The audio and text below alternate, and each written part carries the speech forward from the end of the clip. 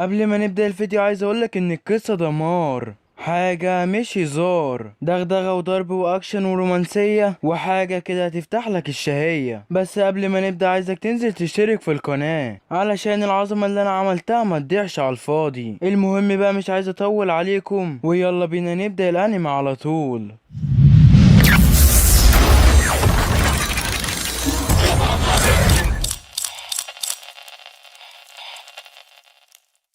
في الأول بنسمع عن راجل اسمه ساكاموتو، أسطورة في عالم القتلة. مفيش عملية إلا ونجح فيها ومفيش حد قرر يقف قصاده وطلع سليم. بس فجأة الراجل اختفى، الناس قالت مات واللي بيقول سافر واللي بيقول مش عارفين فين. بس الحقيقة حب واحدة واتجوزها وقرر يبطل القتل وفتح محل بقالة صغير. بس الراجل بتاريخ زيه الدنيا مش هتسيبك تعيش في سلام. ساكاموتو دلوقتي تخين شوية، لابس نضارة وبيحب مراته وبنته قوي وبيدير بقالة في محل صغير. بس لسه عينه فيها حدة، رد فعله أسرع من الرصاص، ولو حد فكر يهدد اللي بيحبهم الوحش اللي جواه بيصحى فورا. ساكاموتو بيكون قاعد في البقالة بتاعته عادي وفي الوقت ده بيظهر واحد اسمه شين، شاب صغير من المنظمة اللي كان ساكاموتو شغال فيها، مميز جدا عنده قدرة قراية الأفكار. المنظمة بعتبر رسالة لساكاموتو: ارجع او هنصفيك. وشين كان فاكر ان هو يقدر يسيطر على ساكاموتو، وخصوصا لما شافه كده تخين وهادي. وبعدها بيقعد مع ساكاموتو شوية وكل شوية يجيله حد عشان يساعدهم، وبيلاقي الناس كلها بتحب ساكاموتو وبدأ كده يحس بشعور مختلف ناحية ساكاموتو. لكن بعدها المنظمة بترن عليه وبتقوله خلص على ساكاموتو، وهو بيروح فعلا عند ساكاموتو عشان يخلص عليه. بيحاول يهجم عليه لكن ساكاموتو بيهزمه من غير ما يلمسه اي لمسة مميتة، بيصد الرصاص باللبان وبيستخدم ادوات البقالة كأنها سلاح، وبيحاول يتفادى كل الهجمات من غير ما يأذيه. وده بسبب العهد اللي اداه لمراته وقال لها ان هو عمره ما يقتل حد تاني. وبعدها بقى شين بيبدأ يحترمه. هو الراجل ده ازاي قادر يوازن ما بين كونه اب طيب وقاتل اسطوري؟ لكن ساكاموتو في الوقت ده بيوجه له ضربة غشيمة بتلزقه في الجدار وبيغمى عليه، وبيصحى بيلاقي نفسه في بيت ساكاموتو وبيلاقي معاملة حلوة قوي من مرات ساكاموتو وبنته، وبيكون مستغرب من اللي بيحصل معاه. وبعدها بيقعد ياكل معاهم وبيلاقيهم بيعاملوا كويس جدا، وبيبقى مستغرب جدا هو ليه ساكاموتو بيعمل معاه كده، وبيكون متضايق بسبب اللي هو عمله مع ساكاموتو وان هو كان هيدمر اسرة بسيطة. وبعدها شين بيسيب ساكاموتو وبيروح عند قائد العصابة، والرئيس بيفضل يوبخه عشان ما قدرش يقتل ساكاموتو. لكن شين مرة واحدة بينحنيله على الارض وبيطلب منه ان هو ما يقتلش ساكاموتو، وكلهم بيضحكوا عليه بسبب اللي هو قاله. لكن الرئيس بيرفض كلامه، فشين بيقول له انا هموت نفسي بس سيب ساكاموتو. فالرئيس بيقول له ماشي، لكن في باله بيقول حاجة تانية وبيقول ان هو يموت ساكاموتو لا محالة. فشين بيسمعه بسبب الموهبة اللي عنده وبيبدأ ان هو يهجم عليهم، والقتال ما بينهم بيبقى مولع جدا وطلقات رايحة من هنا وطلقات جاية من هنا، وشين بيهجم عليهم بكل قوته وعمال يخلص عليهم واحد بعد واحد. لكن بيكون عددهم كتير جدا ومعاهم أسلحة متطورة. لكن بعدها شين بيتصاب في رجله وكلهم بيتجمعوا عليه وبيحاصروه، وخلاص شكلها دي النهاية. لكن تفتكر ان ساكاموتو هيسيبه يموت يا صديقي؟ لا والله، ساكاموتو بيحضر في الوقت ده وبيهجم عليهم بأسلحة كهربية عشان محدش يموت منهم. وشين أول ما بيشوفه بيتصدم، ورئيس العصابة بيطلب منهم إن هم يخلصوا عليه. ساكاموتو بيقول لشين يلا نخلص عليهم. ساكاموتو بيصدر ضرباتهم بحاجات بدائية جدا، والمرة دي بنشوفه بيقاتل بجدية وبيتحرك بسرعة قوية جدا، محدش عارف يعمل معاه أي حاجة. لكن هو ما برضاش يخلص على أي حد فيهم. ساكاموتو بيفشخ أي حد بيجيله حرفيا وبيطلع أسطورة زي ما الناس كانت بتتكلم عنه يا صديقي، وشكلها كده هتولع. بيهجم عليهم وبيخلص على العصابة بالكامل من غير ما يموت اي حد فيهم. وشين بيبقى قاعد مستغرب جدا من ساكاموتو، وبنعرف هنا ان ساكاموتو عرف مكان شين بسبب ان هو كان زارع له جهاز تتبع في السلاح بتاعه، ولسه بيكون بيشكر ساكاموتو. لكن ساكاموتو بيرمي عليه لبس الشغل بتاعه وبيطلب منه ان هو يشتغل معاه، وفعلا بيوافق شين ان هو يشتغل مع ساكاموتو، والدنيا بترجع هادية تاني وكل حاجة بتكون تمام. بينام، لكن ده بيكون هدوء ما بعد العاصفة. وفي الوقت ده وشين شغال بيجيله الطفل ده وبيسأله لو هو كان مستمتع في الشغلانة دي، فبيرد عليه شين وبيقوله ان هي افضل من الشغلانة السابقة بتاعته. فبيسأله الطفل هو كان شغال ايه قبل الشغلانة دي، بس ساكاموتو بيهدد شين لو قاله الحقيقة ان هو هيقتله. فبيقول شين للطفل ان هو كان بيشتغل كعامل نظافة، وبدأ شين يساعد الزبائن اللي بيخشوا المتجر. وفي الوقت ده بيفتكر شين القتال بتاعهم مع افراد العصابة، وبيقول لساكاموتو ان هو قتل ناس كتير وكان بيخلص عليهم بسهولة جدا. لكن في الوقت ده مرات ساكاموتو بتسمع كلامه وبتتضايق جدا وبتسأل ساكاموتو لو هو رجع للقتال مرة تانية. فبيقول لها ساكاموتو ان هو ما قتلش حد خالص. شين في الوقت ده بعد ما بيسمعها بيعرف ليه ساكاموتو كان ضرباته كلها غير مميتة، وبيتفكروا مراته بعهد العائلة وهددته بالطلاق لو خالف القاعدة دي. فبيسألوا شين في الوقت ده عن الكلام اللي هي بتقوله، وساكاموتو في الوقت ده بيقتله في دماغه وبيقول لشين ان هو يقفل بقه بسوسته. وبعدها بيروحوا هما الاتنين لحي نيتا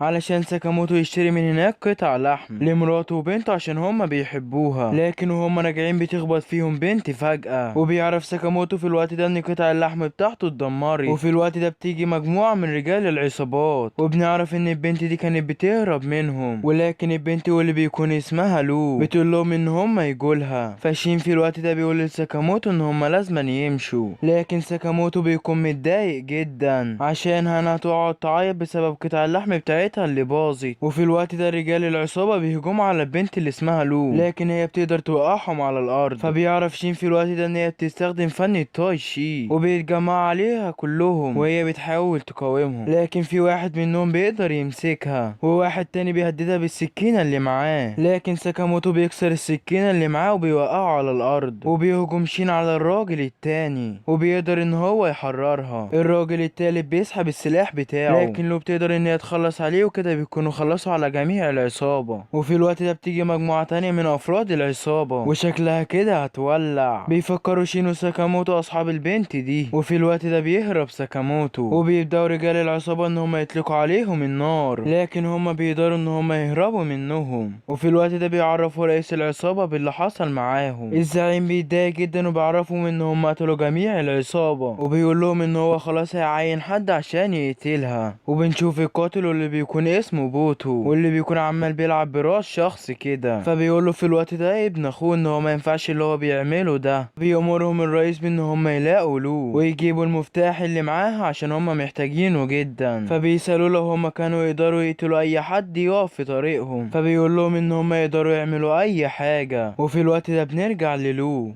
وبنعرف ان هي بنت من عائلة مافيا، وبتقول لهم ان رجال العصابة عايزين ياخدوا المفتاح بتاعها علشان يستخدموه في الوصول الى مخبأ العشيرة. فبيقول لها شين ان هي تتخلص منه عشان محدش يلاحقها بعد كده، لكنها بترفض كلامه لان والديها ماتوا وهم بيحموه، وعشان كده هي هتدافع عنه بكل حياتها وما بتكونش عايزة شين ولا ساكاموتو يتدخلوا في الحوار ده. علشان كده بتودعهم عشان تمشي، لكن ساكاموتو بيسألها لو كانت بتعرف تصنع قطع اللحم، فبتعرفه ان هي بتعرف ايوه تعملها. فبيقول لها ان هو هيساعدها لكن بشرط ان هي تصنع قطع اللحم. لكن في الوقت ده بيظهر باتشو وبيديله بالرجل بيطيره، وبيقول ابن اخو باتشو ان هو مش بيحب طريقة باتشو في القتال. فبيسألهم شين هم مين وهم ليه عملوا معاهم كده. فبتقول له ان هم توأم هيتمان، وبتقول له ان هم بيطلبوا مبلغ سخيف جدا لكن عمرهم ما بيخطئوا في هدفهم ابدا. وبتقول له كمان ان هم مجانين وان هم بيرسموا رؤوس ضحاياهم في الوقت اللي بيكونوا فاضيين فيه. بيحاول شين يهجم عليه لكنه بيقدر ان هو يتصداله بكل سهولة، وبيسأل شين لو هو كان متضايق بسبب ان هم قتلوا الصديق بتاعه. فبيستهزأ بيه شين وبيقول له القتل اللي هو بس هم اللي ما يعرفوش مين ساكاموتو. وفي الوقت ده بيظهر باتشو من ورا لو وبيكون خلاص هيقتلها، لكن ساكاموتو بيظهر وبيرزعه في الارض، وبسبب الضربة دي بيحصل انفجار. صن بيقول ان هو عنده قوة لا تصدق وبيطلب من لو ان هي تسلم لهم المفتاح، لكن لو بترفض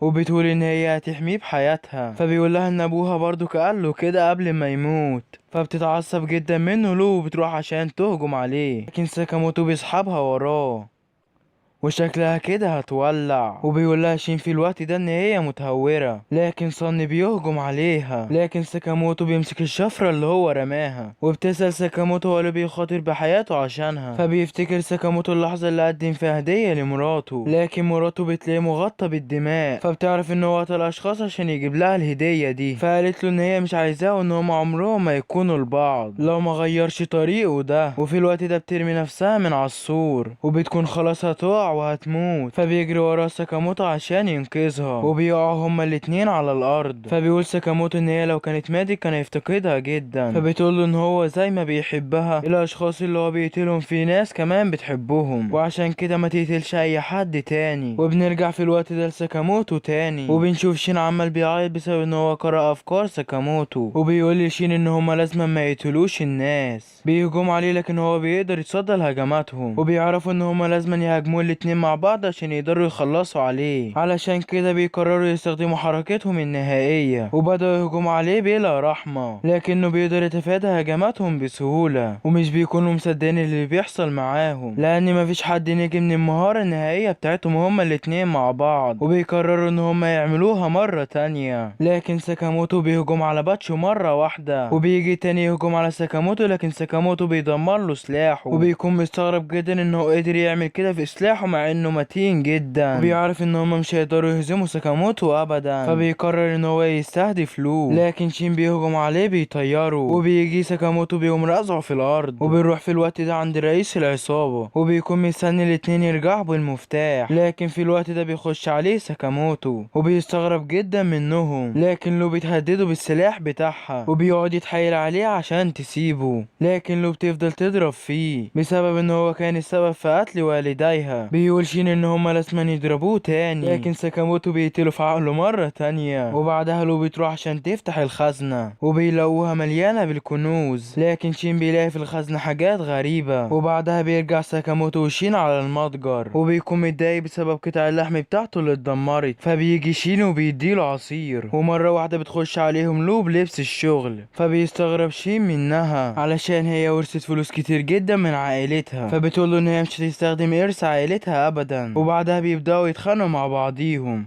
وفي الوقت ده بنلاقي مجموعة بتراقبهم.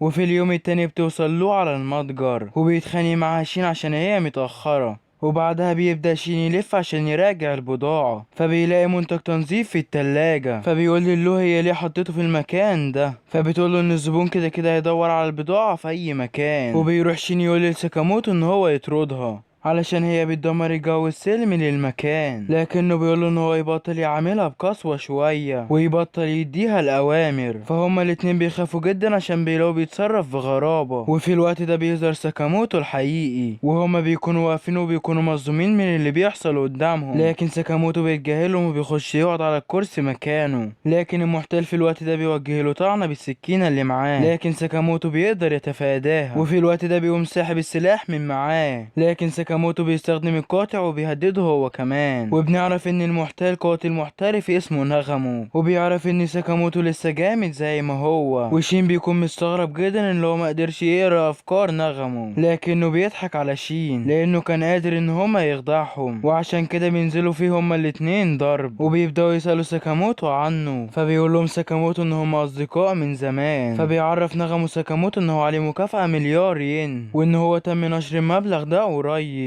ومفيش ناس كتير تعرف بالموضوع ده. وفي الوقت ده بيوصل راجل فجأة لتوصيل البيتزا وبيديها لساكاموتو، لكن بنعرف ان هو قاتل محترف وبيهددهم ان هو يقتل نغمو لو ما تعاملوش معاه، لكنهم بيتجاهلوه. ونغمو بيخنقه فجأة من وراه وبيعرفهم ان هو ما كانش بيكذب، وبيستعد عشان يخلص عليه، لكن ساكاموتو بيوقفه. فبيعرف نغمو ان هو مش عايزه يقتل الراجل ده. فبيسألوا ساكاموتو هما مين اللي عايزين يقتلوه، فبيقوله ان هو ما يعرفش لكن في ناس كتير بيتراقبوا بسبب العصابة اللي انت خلصت عليها. وبعدها بياخد الراجل اللي معاه ده وبيمشي، وبيحاول شين يتتبعه لكن ده بيختفي، وبيتساءل شين لو هو كان في صفهم. وفي الوقت ده بنشوف مجموعة بتراقب ساكاموتو وبيكونوا مستغربين مستغربين من المكافأة اللي عليه وبيقولوا ان شكله مثير للشفقة. فبيقول لهم القائد بتاعهم ان هم يخلصوا علشان ساكاموتو قوي جدا. كان ساكاموتو في الوقت ده بيحذرهم ان هو هيخليهم يعانوا لو ما توقفوش عن اللي بيعملوه، وبيدمر الكاميرا اللي هم كانوا حاطينها. وبنشوف شين قلقان بسبب القتلة اللي بيحاولوا يقتلوا ساكاموتو. فبيقولوا ساكاموتو ان هم لازم يختفوا ويبعدوا عن الانظار شوية علشان هم مش عارفين مين اللي عايز يقتلهم. لكن في الوقت ده بتظهر هانا فجأة وبتقول له ان هي مستعدة تروح الملاهي بكرة. فبيشعر ساكاموتو بالتوتر وبيقول ان هو نسي الوقت اللي هو وعده لها. وفي الوقت ده بيروحوا مدينة الملاهي وبتبدأ هانا تستمتع بالألعاب. لكن ساكاموتو وأصدقائه قلقين جدا علشان هما ممكن يتعرضوا للهجوم في أي وقت. شين بيقول للو ان هما لازم يحموه علشان يقدر يستمتع بالوقت مع العائلة بتاعته. فهي بتقول لهم ازاي هيقدروا يمسكوا القاتل علشان المكان بيكون ضخم وواسع جدا. فبيقول لها شين ان هو يستخدم قوته الخارقة وهيقرا عقول الناس كلها. وبيقول لها ان هو لازم يركز جدا عشان يعرف يعمل كده. وبعدها بيعرف يحدد مكان القاتل. وبيقول لساكاموتو ان هو بيقرب منهم وبيكون متنكر في زي عامل نظافة. لو بتحاول تلفت انتباههم علشان ساكاموتو يقدر يتعامل مع القاتل ده. وبيروح القاتل عشان يهجم على ساكاموتو، لكن ساكاموتو بيرشق القلم في صدره وبيجي شين ولو عشان يخبوه. وبنشوف في الوقت ده قاتل تاني بيراقبهم من مسافة بعيدة جدا وبيعرف ان شين عنده مهارة عقلية وبيفضل يفكر هو يعمل عشان شين ما يلاحظوش. فبيقول ان شين مش هيقدر يقرا افكاره لو هو ما فكرش في اي حاجة. وبعدها بنشوفهم راكبين القطار في الملاهي ولو بتلاحظ القاتل وبتقول ان هو شكله غريب جدا. فبيقول لها شين ان هو عقله فارغ وما بيفكرش في اي حاجة. لكن شين بيلاحظ حاجة غريبة فيه وبيحذر ساكاموتو منه وبيعرف ان هو قاتل مأجور. وفي الوقت ده بيحاول الشخص ان هو يقتل ساكاموتو وبيبدأ في اطلاق النار، لكنه بيستخدم نظارته الواقية من الرصاص وبيصدها. في الوقت ده بيخلع شريط الامان بتاعه وبينط وبيسحب السلاح من القاتل المأجور. لكن القاتل مش سهل برضه، بينزع الخيوط وبيطير شين وبيقوم مديله بالرجل. لكن شين بيقدر ان هو ينجو من الضربة دي وبيستعد عشان يقتله. وبيلاحظ شين ان هو مش عارف يقرا افكاره. وفي الوقت ده بيكون القطار هيضربه وبيحاول ان هو يتفاداها لكن بيتصاب في رجله وبيبدأ يحس بشعور غريب جدا وبيعرف ان السلاح اللي صابه ده كان مسمم. وبيقول له القاتل ان هو خلاص هيموت، لكن شين بيرفض يستسلم يا صديقي. بيقول له القاتل ان هو عنده نفس عيون ساكاموتو لحد، وشين بيكون اتعمى بسبب السم بتاعه وما بيكونش شايف كويس. وبيكون القطار جاي مرة تانية وهيخبطهم وبينطوا هما الاتنين. لكن شين بيستخدم القطار وبيهجم على القاتل وبيمسكه وبيحاول يضربه ولكنه بيقدر يصد ضربته. وفي الوقت ده بيعرف شين ان هو فرطة وبيبدأ ان هو يعرف افكار الجميع وبيعرف ان ساكاموتو في عرض الارنب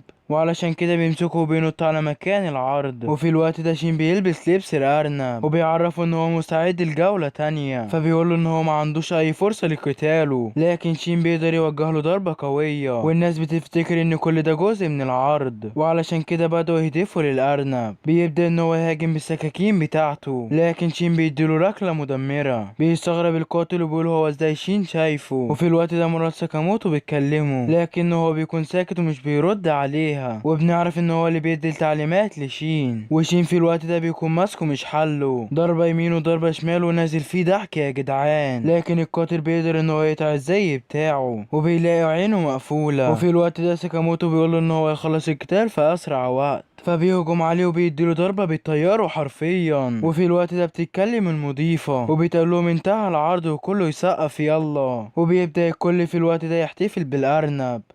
وبعدها بنلاقي قاتلين اخرين بو وابورو وبيتكلم بو بيقول لها ان هما ينفذوا الخطة بتاعته وبيبدأ يزعق مرة واحدة بو وبيقول للابورو ان هي ما تدوس على النمل علشان هما ما ينفعش يقتلوا اي حد غير هدفهم. وفي الوقت ده بنشوف لو هي بتعالج شين وبتقول له ما تتحركش عشان اعرف اعالجك. وبعدها بيسأل ساكاموتو القاتل هو مين اللي اجره عشان يقتله وبتاخد له السكينة المسممة وبتطعنه بيها وبتقول له ان هو لازم يتكلم عشان تديله الترياك. وان هي كل ثانيه تسكب الترياك ده لو هو ما اتكلمش. فبيقول لها شين ان هما لسه محتاجينه عشان يستخدموه في عينه التانية. فبيقول له القاتل ان هو بيعمل في شركه اسمها دون داي، وبيقول له ان هي شركه خطيره جدا ودايما بيخلوهم يشتغلوا بمفردهم. فبيقول له طب انت ليه جاوبت؟ مش انت كنت بتسخر مننا؟ فبيشرح له ان هو بيخاف من الموت وان هو كان شغال بدوام جوز عشان كده مش مخلص ليهم قوي. وبعدها شين بيسأله بيقول له هو انت قاتل مأجور من الره يه قاف؟ فلو بتقول له هي ايه المنظمة دي؟ فبيقول لها ان هي منظمه محترفه في القتل وهو وساكاموتو كانوا شغالين فيها. وبعدها مرات ساكاموتو بتيجي بتقول لهم ده انا كنت عمال ادور عليكم من بدري، انتوا كنتوا فين؟ وبيروحوا مع بعض كده عشان ياكلوا. وقبل ما يمشوا شين بيروح عند القاتل وبياخد منه كل اسلحته. فالقاتل بيستغرب جدا وبيقول له ايه ده انتوا مش هتقتلوني ولا ايه؟ فشين بيقول له هما جايين بس عشان يتفسحوا. وفي الوقت ده هنا بتروح تلزق له اللزقه الطبيه على جسمه وبتقول له انت كنت جامد قوي في العرض النهارده. وبعد ما بيمشوا بيطلع سكينه وبيبقى عايز يفك نفسه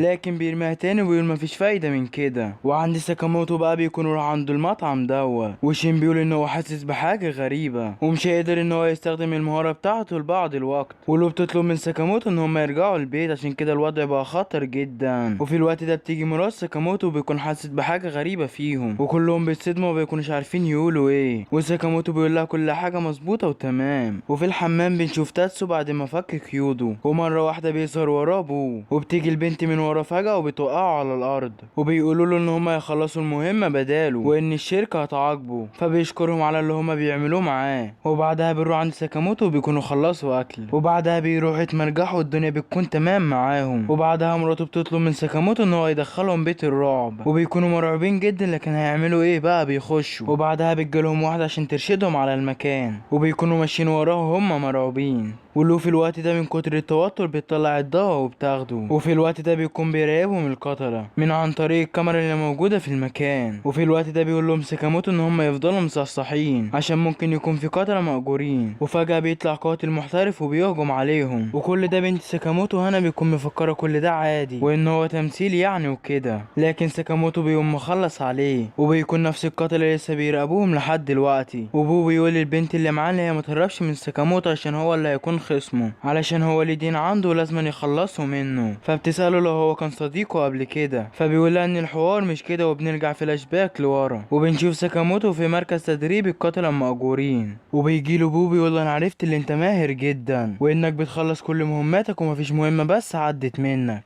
فايه رأيك بقى ان احنا نكون اصدقاء؟ وبدأوا بعدها بقى يعملوا حاجات كتير مع بعضيهم. وفي يوم بقى بيكونوا قاعدين في مطعم كده وبيكون اليوم ده يوم عيد الحب. وبيقول بول ساكاموتو ايه هيكون شعورك لما بنت كده تجيب لك شوكولاتة؟ وهم لسه بيتكلموا كده في بنت كده بتيجي لساكاموتو وشوية بنات معاها وبتديله شوكولاتة وبيكونوا دول من نفس المنظمة اللي فيها ساكاموتو. وبعدها بيمشي ساكاموتو هو وابوه وبيروح ساكاموتو يفتح الخزانة بتاعته وبيلاقي فيها شوكولاتة كتير. وفي الوقت ده بيجي نغمة وبيقول له بص كمية الهدايا اللي جات لي. وبيبداوا ان هما يتكلموا مع بعض وبيسيبوا بوه وبيمشوا. وبعدها بقى بنرجع للحاضر وبوه بيقول للبت هي دي بقى كل المشكلة. وبنرجع بعدها عند ساكاموتو وباقي العيلة وبنعرف ان الاشخاص اللي عاملين نفسهم زومبي دول بيكونوا في الاصل قتلة مأجورين. وبعدها بقى وهم ماشيين بيكون في باب غريب جدا ولو بقى بسبب البتاع اللي هي شرباه بتروح على الباب وبتفتحه بدون اي تردد. واول ما بتفتح الباب بنلاقي كمية ملهاش اول من اخر من المختالين. والمختالين ما بيضيعوش اي وقت وبيروحوا يهجموا على ساكاموتو. لو وصلت لحد هنا يا صديقي وما نزلتش عملت لايك واشتراك في القناة فانزل اعمل لايك واشتراك في القناة ومس عليا في التعليقات يا صديقي ويلا بينا نكمل. ولكن ساكاموتو بيقدر ان هو يتصدى ليهم وبيكون كل واحد منهم متلم عليه كمية كبيرة اوي جدا من المختالين وبيكون عائلة ساكاموتو في خطر. وساكاموتو بيكون للصراع عشان ينقذهم لكن مرة واحدة بيظهر بو بيديله ضربة بالطيارة حرفيا. وبيرجع بعدها ساكاموتو بيكون متضايق جدا وبيقول للبو يبعد من قدامه عشان يروح يشوف عيلته. وفي الوقت ده بيكون شين خلص على القتلة اللي قدامه وبيروح عند عائلة ساكاموتو عشان يطمن عليهم. وبيجيله في الوقت ده ابو غيره وبيكون وراها قتلة مأجورين كتير جدا. وفي الوقت ده بتظهر لو بتديها ضربة قوية جدا وما بيكونش له في وعيها وبتقول لها تعالى لي ايها العجوز. لكن وبغيره في الوقت ده ما بيحصلهاش اي حاجة من ضربة لو وبتقول لها ان ضربتي قوية لكن مش هتأثر فيا. وبنرجع في الوقت ده عند ساكاموتو وساكاموتو بيسأل بو عن مكان عيلته فبيرد عليه وبيقول له ابحث عنهم بنفسك. فبيتضايق جدا ساكاموتو وبيهجم عليه لكن بو بيحدف عليه قنبلة لكن ساكاموتو بيخرج منها من غير ما يحصل له اي حاجة. لكن بو بيديله بنية بيلزقوا في الارض. في الوقت ده بنروح عند لو،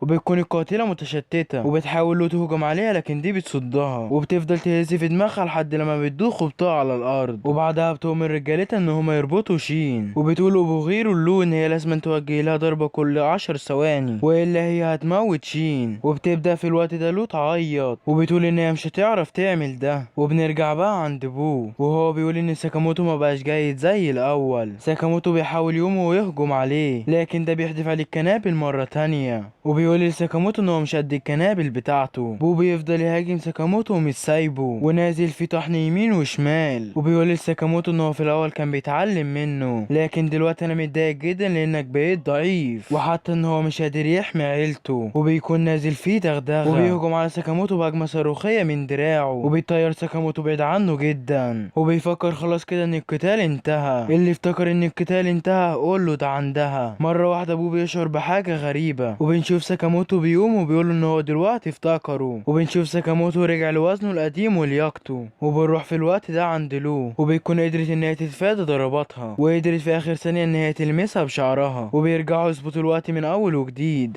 بيقول شين ان هو لسه على قيد الحياه بسبب لو، وبيقول لها ان هي قاتل بجديه شويه، لكن في الوقت ده بيكون القاتله اديتها ركله قويه جدا لزعتها في الارض، وتفكر كده خلاص ان هي قضت عليها. لكن لو بتبدا ان هي تضحك فجاه، وبتبدا تشرب من المشروب اللي معاها، وبتبدا القاتله ان هي تهجم عليها، لكن هي ما بتكونش قادره ان هي تلمسها، وبتمسكها من الهدوم وبتوجه لها ضربه قويه جدا، لكن لو بتقدر ان هي تتفاداها وبترد له بضربه قويه جدا. وبتبدا القاتله ان هي تعجب بلو، وبتقول لها ان هي تحاول تقتلها، لكن لو بتقول لها ان هي مش هتقدر تعمل كده لان ده بيتعارض مع قواعد العيله. لكن القاتله بتقول لها ان هي مش جزء من عائله ساكاموتو، وبتقول لها ان هي غبيه جدا، لكن لو بتتضايق من كلامها ده. وبتلاحظ القاتله ان قوه لو عماله بتزداد، وفي الوقت ده بتهجم عليها لو، لكن هي بتلمسها بالعافيه، وبكده يكون خلاص شين في امان ومحدش هيقدر يقتله. وبنرجع في الوقت ده عند ساكاموتو، وبنشوف ان ساكاموتو مره واحده بيهجم عليه وبيضربه وبيخرجه بره المبنى، وبيبدا ساكاموتو يوجه له ضربات كتيره جدا وما بيكونش بو قادر يواجهه، وبيستخدم لكمة الصاروخ وبيهجم على ساكاموتو، لكن ساكاموتو بيصدلها وبيدمرها. وبيبدا ساكاموتو ان هو يوجه له ضربات كتيره جدا، ضربات من اليمين وضربات من الشمال، وما بيكونش رحمه حرفيا. ولما بيعرفوا ان هو مش هيقدر يخلص على ساكاموتو بيهجم عليه باكترية الكنابل اللي معاه، لكن ساكاموتو بيقدر ان هو يمسكهم وبيحدفهم عليه. وبيكون بو مستغرب من قوة ساكاموتو، فبيقول له ساكاموتو ان هو ازاي قوة كده بسبب ان هو بيحمي العائلة بتاعته. وفي الوقت ده بنروح عند اتنين بيكونوا قاعدين مع بعض، وبيكون في جو رومانسي ما بينهم، لكن بيجيبوه ساكاموتو يخبطوا في العجلة دي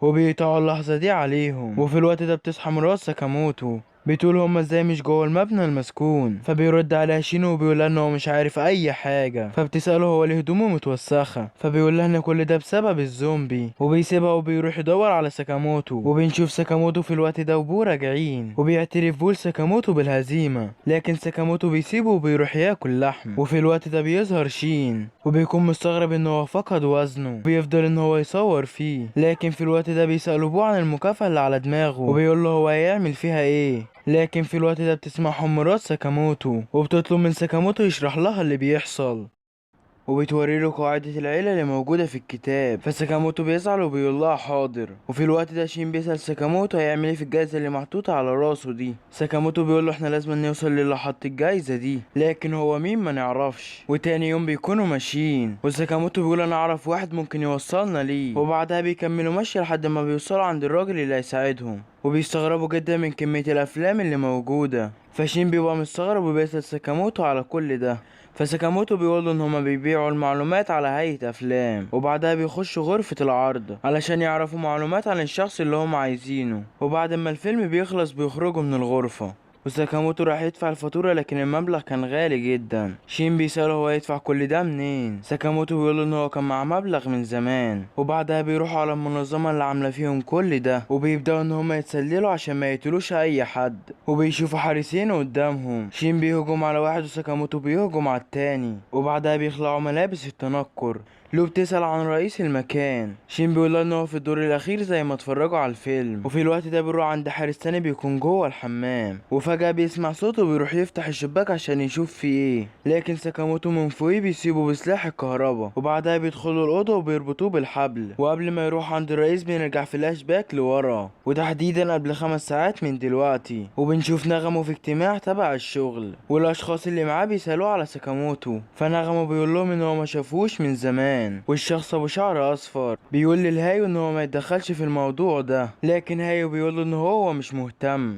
لكن عنده شكوك كده ناحية نغمه وبيضربه بالسكينة، لكن نغمه بيصدها. وفي الوقت ده بيجي الشخص ده اللي بيكون اسمه ايرا، بيسلم عليهم وبيقول لهم ان هو من جمعية القتلة. هاي بيقول له احنا لسه ناقص 4 ونبقى كاملين. سيتشي بيقول ان الباقيين ما ظهروش خالص، وان العجوز تاكامورا على طول كان بيبقى موجود لكن المرة دي مش موجود. ايرا في الوقت ده بيعرض لهم صورة وبيقول لهم ان في حد من جمعية القتلة ماشي عمال يسبب كوارث، وبيسيب وراه علامة اكس، ولحد دلوقتي ما يعرفوش هو مين، وبيطلب منهم ان هم يتعاونوا مع بعض ويحلوا الموضوع ده. وفي الوقت ده ساكاموتو وشين بيوصلوا عند غرفة القائد. شين بيقول لساكاموتو ان هو مش حاسس بأي حد هنا، وبيدخلوا على غرفة القائد وبيلاقوا كل الحراس مقتولين، والنغمو بيكون قاعد في وسط الأوضة على كرسي. شين بيسأله هو كان بيعمل ايه هنا، وبيرد عليه نغمو وبيقول ان هو اللي قتل الاشخاص اللي موجودين هنا، وبعدها بيقول لساكاموتو ان هو كمان هيموت. وفي الوقت ده بيطلع سكينة وبيختفي بسرعة، وبيظهر ورا شين وبيطعنه في رقبته،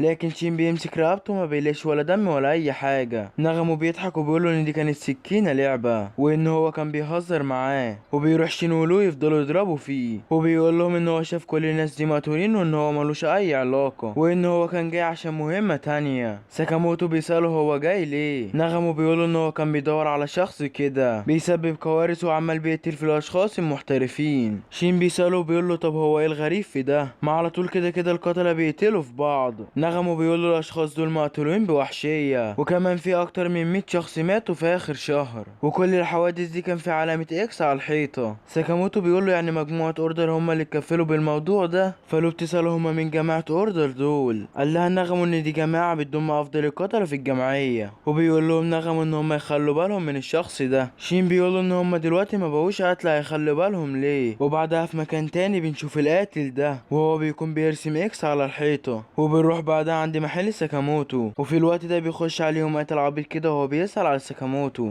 ولو بتخليها ندفع على الفخ كده، وبتنزل اسلحة على الشخص ده بتجيب اجله. وساكاموتو بيفضل يفكر في كلام نغمو، وبيقرروا ان هما يتدربوا عشان لو حصل اي هجوم. وبعدها لو بتكون لوحدها في المتجر، وبيدخل عليها شخص كده لكن هي بتديله بالازازة في دماغه. وفي الوقت ده بنروح عند شخص تاني وهو بيكون عمال يفكر في اكل العصفورة بتاعته اللي بيكلفه 10,000، بينما هو اكله كله ب20,000 بس، وبيكون مقتنع ان هو لو قتل ساكاموتو كل مشاكله هتتحل علشان هو ياخد المكافأة اللي عليه مليار ين. وفي الوقت ده بيكون شين عمال بيكنس الازاز اللي متكسر في المحل، وهو بيقول ان هو دايما بينظف ورا القتلة. ساكاموتو في الوقت ده بيقول ان هما لازم يصلحوا كل حاجة، لكن شين بيفكروا ان مفيش فلوس كفاية للتصليحات، فاقترح ان هما ممكن يخشوا مسابقة يكسبوا منها فلوس. وفجأة القاتل بيخش وبيسأل عن ساكاموتو، وبيقول لهم ان هو هيسيبهم في حالهم لو قالوا له مين ساكاموتو. وفي الوقت ده بيقول لساكاموتو يا تخين انت ما تعرفش فين ساكاموتو، لكن ساكاموتو بيمثل انه ما يعرفش حد بالاسم ده. لكن القاتل بيستغرب كده وبيقول له طب ما اسم المحل مكتوب عليه ساكاموتو من الخارج. ساكاموتو بكل برود بيقول له ما في كذا محل تبع المحل ده. القاتل بدأ يحس بالاحباط وبيقول طب انا هجيبه منين دلوقتي. شين في الوقت ده بيكون بيقرا في افكاره وبيلاقيه عمال بيفكر في الاكل بس، ومره واحده بيقول ان في ست عجوز بره قالت له ان ساكاموتو جوه، فبيتعصب عليه شين وبيقول ان مفيش حد بالاسم ده هنا، وبيضايقه اكتر وبيقول ان في اكتر من 1,000,000 شخص بنفس الاسم. فالقاتل كده بكل زعل بيقول له 200 مليون، وقعد يتحسر ان هو معهوش فلوس حتى يصرف منها، فبيصعب عليهم وبيدوله اكل. وبعد ما بياخد الاكل بيشكرهم وبيمشي، وبيكمل رحلته في البحث عن ساكاموتو. بالليل بيكون القاتل قاعد في خيمة كده اللي كانت هدية من جدته، وبيقول ان هي هتمشي الحال كده لحد ما يبقى غني. وفي الوقت ده بيفتكر نفسه زمان لما كان في نقابة القتلة، لما بيرفضوه بيقولوا له ان هو مش هينفع يبقى في نقابة القتلة، بس بيرجع للواقع وبيقرر ان هو يثبت لهم ان هم كانوا غلطانين. لكن فجأة بتيجي رياح شديدة وبتدمر الخيمة بتاعته، وفي اللحظة دي بتخبط ورقة في وشه، وبيبدأ ان هو يقرأها، وبيعرف ان هي مسابقة واللي هيكسبها ياخد 100 مليون ين. وبيفرح جدا وبيقول ان هو ممكن يجيب شقة بالفلوس دي. وتاني يوم ساكاموتو وشين بيوصلوا عند المكان بتاع المسابقة، وشين بيكون مبهور من مكان الحدث، وبعدها بيروح ياخدوا اجهزة الاتصال اللي هيستخدموها في المسابقة. ولو هي كمان بتظهر في الوقت ده عشان تشجعهم. شين بيسألها هي ليه مش هتشارك معاهم، فهي بتقول هي مش فاضي الكلام فاضي زي ده، وهو بيقول لها احنا محتاجين فلوس عشان نصلح المحل. لكن في الوقت ده بيسمعوا صوت مألوف، بيلاقوا القاتل اللي قابلوه قبل كده، والموظفة بتقول له ان هو ما ينفعش يشارك. بيفضل يعيط ويقول لها انا محتاج الفلوس دي جدا. المنظمة بتقول له ان هو لازم يكون معاه فريق من 2 ل5 اشخاص عشان يقدر ان هو يشارك في المسابقة. وفي اللحظة دي لو بتندى على العصفورة بتاعته، واول ما بيشوفهم بيجري على شين وبيمسكه من رجله وبيقعد يتحايل عليه عشان يساعده. شين بيزهق منه وبيمسك الورقة وبيسجله معاهم، والمذيعة بتعلن عن بدء المسابقة. والمسابقة كانت تبادل اطلاق النار بس بطريقة الوان.